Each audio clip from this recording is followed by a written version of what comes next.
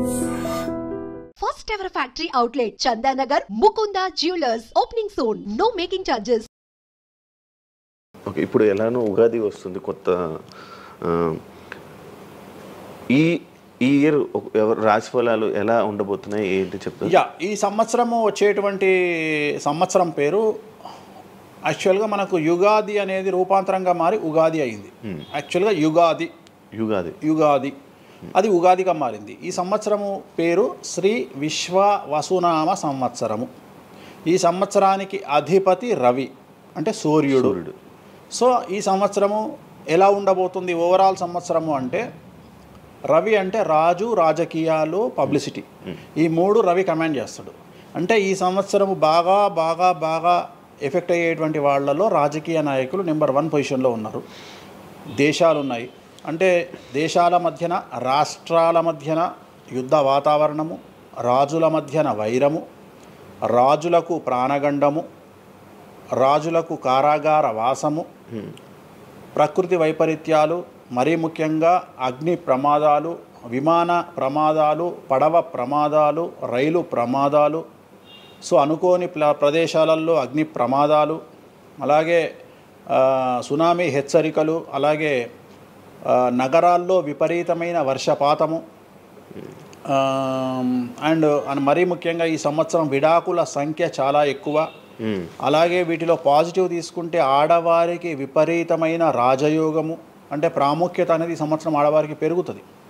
అలాగే 25 సంవత్సరాల నుండి 35 సంవత్సరాల యువతలో ఎక్కువగా కార్డియాక్ అరెస్ట్లు అంటే చనిపోవడము, అలాగే కన్ను లేదా చర్మానికి హార్ట్, లివరు సంబంధించినటువంటి ఏదైనా ఒక వైరస్ బాధించే అవకాశము. సో ఇవన్నీ కూడా ఈ సంవత్సరం ఉన్నాయి. దీనికి కారణం షష్టగ్రహ కూటమి అని మీనరాశిలో ఏర్పడుతోంది. సో షష్టగ్రహ కూటమి 2019 డిసెంబర్లో ఏర్పడ్డప్పుడు మనకు కరోనా వచ్చింది. అలాగే ఈ సంవత్సరము మార్చ్ 30వ తేదీ 2025 సంవత్సరంలో మనకు మళ్ళీ షష్టగ్రహ కూటమి మీనరాశిలో ఏర్పడుతోంది. సో దీనివల్ల సుమారు మేషరాశి, సింహరాశి, తులారాశి, ధనుస్సు రాశి, మీనరాశి వాళ్ళు చాలా చాలా సమస్యల బారిన పడేటువంటి అవకాశాలు ఉన్నాయి. ఇది ఓవరాల్ సంవత్సర ఫలితం. ఇక మేషాది మీనరాశిలో ద్వాదశ రాశులుగా తీసుకున్నట్టయితే మేషరాశి గురించి తీసుకుంటే, మేషరాశికి ఎవరైతే 1995 నుండి 2003 మధ్యన జన్మించి ఉన్నారో వాళ్ళందరికీ ఈ సంవత్సరము రెండవసారి ఏలినాటి శని ప్రారంభమవుతూ ఉంది. సో రెండవసారి ఏలినాటి శని అనేది చాలా డేంజరు. సో న్యాయపరమైన చిక్కులు, ఆర్థికపరమైన చిక్కులు, సమాజంలో చెడ్డ పేరు, అనారోగ్య సమస్యలు, అలాగే ఆర్థిక అస్తవ్యస్తము, అంటే సరి అయినటువంటి నిర్ణయాలు తీసుకోకుండా ల్యాండ్ కొన్నా, ప్లాట్లు కొన్నా, ఫ్లాట్లు కొన్నా, ఇండ్లు కొన్నా లిటిగేషన్ అయ్యే అవకాశము, పెట్టుబడిలో విపరీతమైన ధన నష్టము, అలాగే తల్లిదండ్రులలో ఒకరికి ప్రాణగండాలు. సో ఇవన్నీ, అలాగే వీసాలు రిజెక్ట్ అవ్వడము, H1B వీసాలు క్యాన్సిల్ అవ్వడము, ఇండియాకు రావడం వేరే దేశం నుండి, ఉద్యోగం కోల్పోవడము, అలాగే ఆర్థిక నష్టము, ఇవన్నీ కూడా కనిపిస్తూ ఉన్నాయి ఈ సంవత్సరం మేషరాశి వారికి. మరి ఏం చేయాలా అంటే, నలుపు రంగు దుస్తులకు దూరంగా ఉండాలి. తిరునల్లార్ శనీశ్వర ఆలయంలో ప్రత్యేకమైన శని పూజ నిర్వహించుకోవడం ద్వారా సమస్యల నుండి బయటపడేటువంటి అవకాశాలు 100కి 100% ఉన్నాయి. నెక్స్ట్ వృషభ రాశి. ఈ సంవత్సరం 100కి 100% అనుకూలంగా ఉన్నటువంటి రాశి వృషభ రాశి. పట్టిందల్లా బంగారంగా ఉంటుంది, ఏది చేసినా సక్సెస్ కనిపిస్తుంది. గత 5 సంవత్సరాల నుండి పడుతున్నటువంటి కష్టాలన్నీ తొలగిపోతాయి. సో ఆర్థికంగా విపరీతంగా ఉంటుంది. వ్యాపారంలో రూపాయికి 10 రూపాయల లాభం వస్తుంది. ఉద్యోగస్తులకు ట్రాన్స్ఫర్స్ ఉంటాయి, ప్రమోషన్లు ఉంటాయి. ప్రభుత్వ ఉద్యోగస్తులకు మ్యూచువల్ కింద భార్యాభర్తలు ఒకే ప్రదేశానికి వచ్చేటువంటి అవకాశాలు కనిపిస్తూ ఉన్నాయి. విద్యార్థులకు ఉత్తీర్ణత శాతం ఉంటుంది. అలాగే కోరుకున్నటువంటి యూనివర్సిటీలో ప్లేస్మెంట్స్ దొరుకుతాయి. అలాగే విదేశీ వీసాలు అప్రూవ్ అవుతాయి. రైతులకు 2 పంటలు అనుకూలంగా ఉంటాయి. కళాకారులకు మంచి కార్యక్రమాలు వస్తాయి. విదేశాల్లో కార్యక్రమాలు నిర్వహిస్తారు కళాకారులు. సో ఏ రకంగా తీసుకున్నా వృషభ రాశి వారికి అనుకూలమైన ఫలితాలు ఉన్నాయి. ఎటువంటి రెమెడీస్ అవసరం లేదు. నెక్స్ట్ మిథున రాశి. సో వ్యయగురువు నుండి జన్మగురువులోకి మారుతున్నటువంటి గురువు వల్ల విపరీత రాజయోగం అనేటువంటిది మిథున రాశి వారికి గోచరిస్తూ ఉంది. సో మిథున రాశి వారికి ఈ సంవత్సరం పట్టిందల్లా బంగారంగా ఉంటుంది. ఇంతకుముందు చెప్పినట్టుగా ఈ రాశికి కూడా 100కు 100% అనుకూలంగా ఉంది. మరీ ముఖ్యంగా రాజకీయ నాయకులకు అన్ఎక్స్పెక్టెడ్ పాజిటివ్ థింగ్స్ జరగడం ఈ సంవత్సరం గమనించాల్సినటువంటి విషయం. అవివాహితులకు వివాహయోగ సూచనలు, సంతానం లేని వారికి సంతాన యోగము, ఉద్యోగం లేని వారికి ఉద్యోగము, ట్రాన్స్ఫర్స్ కోరుకునే వారికి ట్రాన్స్ఫర్స్, అలాగే అన్ని రంగాల్లో పనిచేసేటువంటి వారికి ప్రభుత్వ ప్రైవేటు ఉద్యోగాల్లో ఉండేవారికి పాజిటివ్ థింగ్స్, ప్రమోషన్లు, ట్రాన్స్ఫర్స్, వ్యాపారస్తులకు అనుకూలతలు ఇవన్నీ కూడా కనిపిస్తూ ఉన్నాయి. స్త్రీలకు మరీ ముఖ్యంగా అనుకూలంగా ఉండబోతూ ఉంది. సో మిథున రాశి వారికి ఎటువంటి సమస్యలు ఈ సంవత్సరం లేవు. సో నెక్స్ట్ వచ్చే రాశి కర్కాటక రాశి. సో కర్కాటక రాశి వారికి సంబంధించి 100కు 90% అనుకూలమైనటువంటి ఫలితాలు ఉన్నాయి. 10% సమస్య ఏమిటి అంటే మే 9, 2025 నాడు గురువు వ్యయంలోకి వస్తూ ఉన్నాడు. మిథున రాశి ప్రవేశం అనేటువంటిది గురువు వ్యయంలోకి వస్తూ ఉన్నాడు. అది ఒక్కటే ఒక సమస్య కనిపిస్తూ ఉంది. సో 90% చాలా అనుకూలంగా ఉండబోతూ ఉంది. అష్టమ శని వెళ్ళిపోతుంది. 9వ ఇంట్లోకి శని భాగ్యస్థానంలోకి వస్తున్నాడు. సో అనుకూలమైనటువంటి ఫలితాలు ఉన్నప్పటికీ ఎవరైతే కర్కాటక రాశి జాతకులు 60 సంవత్సరాలు దాటి ఉంటారో వాళ్లకు సమస్యలు అనేటువంటివి, ఆరోగ్యపరమైన ఇబ్బందులు అనేటువంటివి కనిపిస్తున్నాయి. అలాగే తొందరపాటు నడక వల్ల అంటే మెట్లు ఎక్కేటప్పుడు దిగేటప్పుడు నీరు ఉన్న దగ్గర నడిచేటప్పుడు జాగ్రత్తలు తీసుకోండి. ఎందుకంటే గురువు వ్యయం వల్ల కింద పడి కాళ్ళు చేతులు విరగొట్టుకునే అవకాశం ఉంది కర్కాటక రాశి వారికి. మరి రెమెడీ ఏమిటి అంటే ప్రతి గురువారం నాడు లెమన్ ఎల్లో షర్ట్ ధరించడం మగవాళ్ళైతే, ఆడవాళ్ళైతే లెమన్ ఎల్లో డ్రెస్సును ధరించడం వల్ల కర్కాటక రాశి వారు సమస్యల నుండి బయటపడతారు. నెక్స్ట్ సింహరాశి.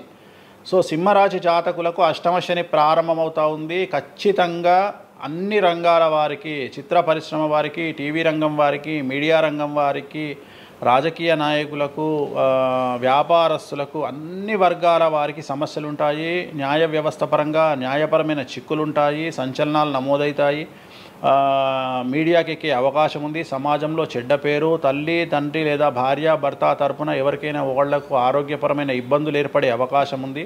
కాబట్టి ఖచ్చితంగా ధన నష్టం ఏర్పడుతుంది. అప్పులు చేయాల్సినటువంటి పరిస్థితి గోచరిస్తూ ఉంది సింహరాశి వారికి.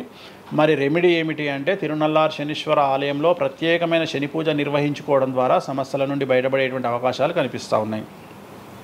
సో నెక్స్ట్ వచ్చిన రాశి కన్యారాశి. సో కన్యారాశి వారికి 6వ ఇంట్లో నుండి శని వెళ్ళిపోతూ ఉన్నాడు. ప్రజెంట్ శని 7వ స్థానంలోకి వస్తూ ఉన్నాడు.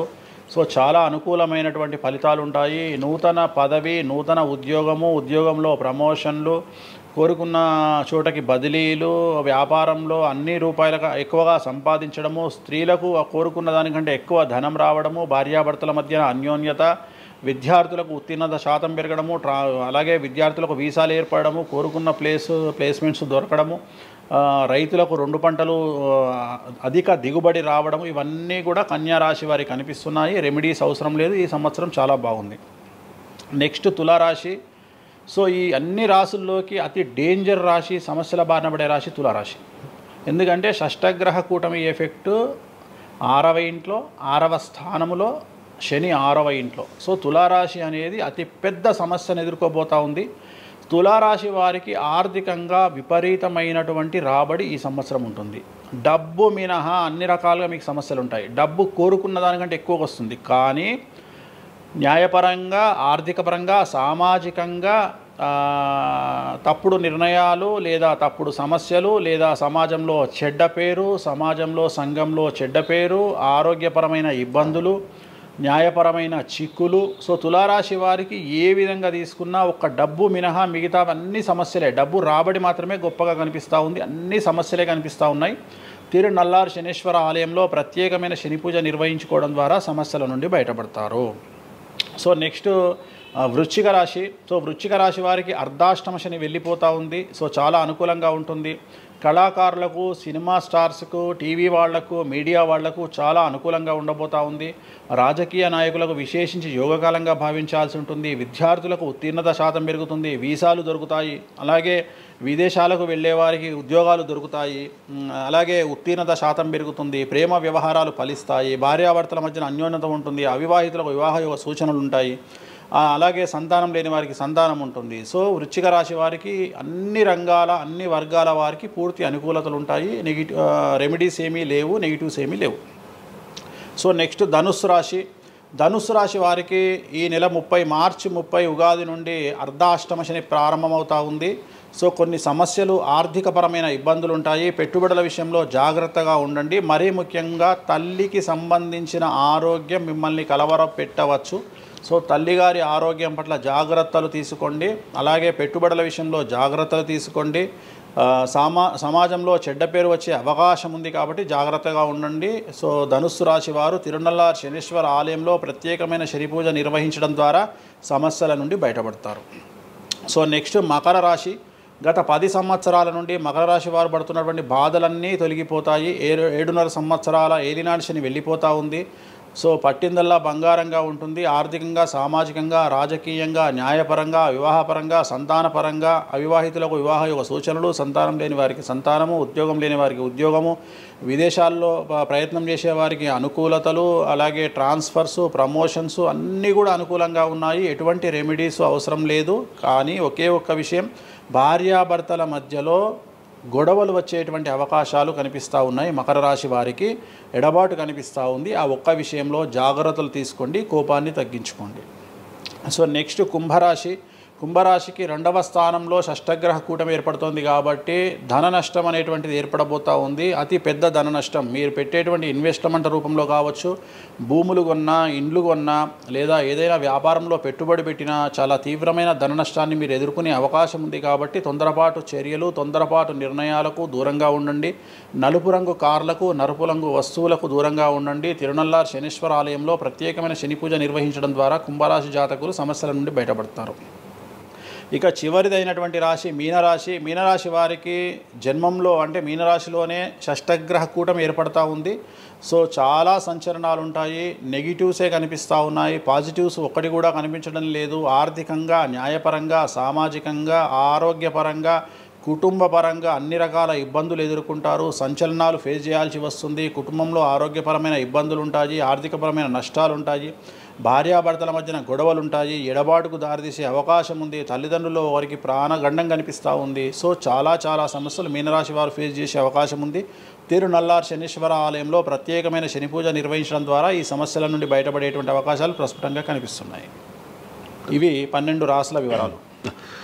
స్వామి, ఇది మామూలుగా పంచాంగం చూసి చెప్తూ ఉంటారు, మీరు ఏం చూడకుండా ఇవన్నీ ఎప్పుడు నోటికి వస్తాయి కదా, ఇంకెందుకు?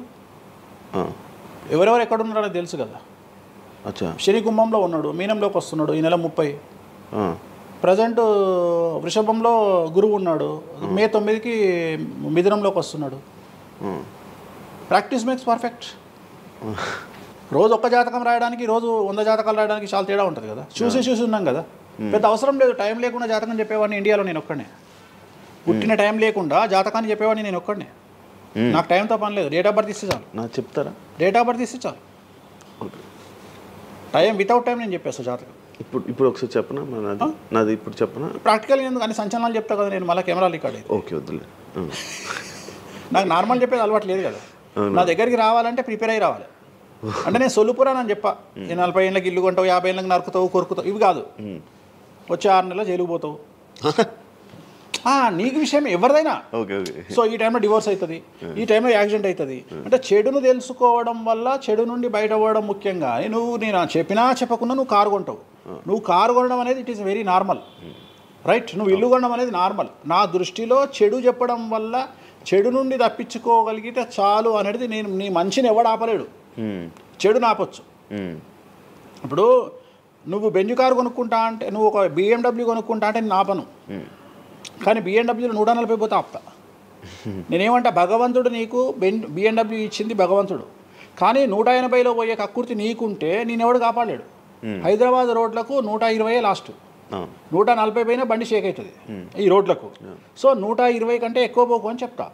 కానీ దేవుడిని అయితే నీకు BMW ఇవ్వద్దు అని నేను చెప్పలేను కదా. సో నీకు BMW దేవుడు ఇస్తాడు. సో నువ్వు స్వయంకృత అపరాధం చేసుకోకుండా కాపాడాల్సిన బాధ్యత నాది. బాబు ఫ్యాటీ లివర్ ఉంది, మందు తాకు. బాబు లంగ్స్ దొబ్బినాయి, సిగరెట్లు ఆపేసాయి. బాబు ఇగో పనికి మాలిన కసినోనో పేకాటనో ఆడకు, ఉన్న ఆస్తంతా సర్వనాశనం అయిపోతుంది. సో ఇవి చెప్పడం నా ధర్మం. అంతేగాని నువ్వు కారు కొంటావు, నువ్వు తోపు అవుతావు, తురుము అవుతావు, నువ్వు ఎట్లాగవుతావు? కాదు ఈ లివర్ మీరు ఎలా చెప్తారు లివర్ పోయింది ఇవన్నీ? జాతకంలో రవి నీచంలో ఉంటే లివర్ పోతుంది, శని రవి కలిసి ఉంటే లివర్ పోతుంది, లివర్ క్యాన్సర్ వల్ల చనిపోతారు. శుక్రుడు రాహు కలిసి ఉంటే ప్రోస్టేట్ క్యాన్సర్ వల్ల చనిపోతారు. చంద్రుడు నీచంలో ఉంటే ఆడవాళ్ళకు బ్రెస్ట్ క్యాన్సర్ వస్తుంది. డాక్టర్లు చెప్తారు కదా. Medical astrology. ఇప్పుడు 100 మంది నాకు హైదరాబాద్లో ఫేమస్ డాక్టర్లు అందరూ నా క్లయింట్లు, నాకు ఫ్రెండ్స్. జ్యుడిషియరీ మీద నాకు అవగాహన ఉంది. శుక్రుడు రాహు కలిసి ఉంటే జైలుకు పోతావు. వాళ్ళు ఏం పోతే మీరు చెప్తుంటారా డాక్టర్లు? డాక్టర్లు ఇప్పుడు నువ్వు డాక్టరు, నువ్వు నాకు ఏం అడుగుతావు అంటే నీ క్లయింట్ డేట్ ఆఫ్ బర్త్ నాకు ఇచ్చి నువ్వు నన్ను అడుగుతావు ఈయనకి ఏ క్యాన్సర్ వచ్చే అవకాశం ఉంది అంటే నేను ఒక 3 ఆప్షన్లు చెప్తా. 3 ఆప్షన్లు చెప్పినాక నీ క్లారిటీ వస్తుంది. నేను చెప్తా ఈయనకు ప్రోస్టేట్ క్యాన్సర్ వస్తుంది అని చెప్తా. ఎస్ ప్రోస్టేట్ క్యాన్సరే స్టేజ్ 2లో ఉన్నాడు అని చెప్తావు. ఆయన చెప్తాడు. చెప్పినాక ఈయన ఎన్ని రోజులు బతుకుతాడు డాక్టర్ స్వామి గారు అని అడుగుతాడు. అడిగితే నేను ఆయన డేట్ ఆఫ్ బర్త్ని బేస్ చేసుకొని ఇక ఇన్ని రోజులు బతుకుతాడు అని చెప్తా. సో ట్రీట్మెంట్ వల్ల ఈయనకి ఏమైనా బెనిఫిట్ అయ్యే అవకాశం ఉందా అని అడుగుతాడు. అంటే అవుతుంది అని చెప్తా. ఎన్ని రోజులు బతుకుతాడు, ఇన్ని రోజులు బతుకుతాడు ట్రీట్మెంట్ చేస్తే. సో మేమిద్దరం కమ్యూనికేట్ చేసుకుంటాం. అంటే డాక్టర్కు నా మీద ఉండే నమ్మకం వల్ల నడుస్తుంది అది. అట్లనే జ్యుడిషియరీ విషయం ఉంది. జ్యుడిషియరీలో ఇప్పుడు ఉదాహరణ ఈడీ కేసు ఉంది, ఎవరి మీద నా జైలుకు పోయిండు. సో ఈడీ కేసులో బెయిల్ దొరకడం చాలా కష్టం. సో నేను బెయిల్ రావడానికి పూజలు చేస్తాను. దానికి కారాగార దోష నివారణ పూజ అని ఉంటుంది. సో ఆ పూజ చేయడం ద్వారా వాళ్ళకి తొందరగా బెయిల్ వస్తుంది. సో దీని మీద అవగాహన ఉండాలంటే జ్యుడిషియరీ మీద అవగాహన ఉండాలి. సో అందుకని నాకున్న సర్కిల్లో నేను ప్రతి విషయాన్ని మాట్లాడతా. నాకు ఏం అలవాటు, రైతుతో మాట్లాడతా. రైతు సబ్జెక్టు జుడిషియరీ జడ్జి కనిపిస్తే జడ్జితో జుడిషియరీ సబ్జెక్టు మాట్లాడతా. ఏసీపీ కనిపిస్తే ఆయనతో లీగల్ సబ్జెక్టులు మాట్లాడతా. డాక్టర్ కనిపిస్తే గైనకాలజిస్ట్తో గైనకాలజీ మాట్లాడతా. ఇప్పుడు ఉదాహరణ నువ్వు ఇంత మాట్లాడుతున్నావు, నీకు అమ్మాయిల గురించి అవగాహన లేదు, అమ్మాయిల నెలసరి మీద నీకు అవగాహన లేదు. నాకు పూర్తి అవగాహన ఉంది. నా తల్లి, చెల్లి, అత్త, బిడ్డ అందరికీ సంబంధించి 4 రోజులు ఎందుకు టెన్షన్లో ఉంటారో నాకు తెలుసు. నెలసరిలో వాళ్ళని డిస్టర్బ్ నేను చెయ్యను. నా పెళ్ళం నా మీద అరిచినా మూసుకొని కూర్చుంటా, అంతేగాని విడాకులు ఇస్తాను బెదిరియా. అట్లనే డ్యాన్స్ చేసే అమ్మాయికి ఎన్ని కష్టాలు ఉంటాయి. ఒక హీరోయిన్ గురించి చాలా మాట్లాడుకుంటాం. డేట్లో ఉండే హీరోయిన్ డ్యాన్స్ చేయాలంటే ఎంత కష్టం, తనకు కంఫర్టబుల్ జోన్లో ఉండదు ఫిజికల్గా. సో అట్లాంటి అమ్మాయిల గురించి, వాళ్ళ కష్టాల గురించి నాకు తెలుసు. అలాగే పీసీఓడి, పీసీఓఎస్ అంటే ఏందో నాకు తెలుసు. సో హార్మోన్ ఇన్బ్యాలెన్స్ ఎందుకు వస్తుందో నాకు తెలుసు. వాళ్ళకు గడ్డాలు మీసాలు ఎందుకు వస్తాయో నాకు తెలుసు. వాళ్ళకు థైరాయిడ్ ప్రాబ్లమ్స్ ఎందుకు వస్తాయో నాకు తెలుసు.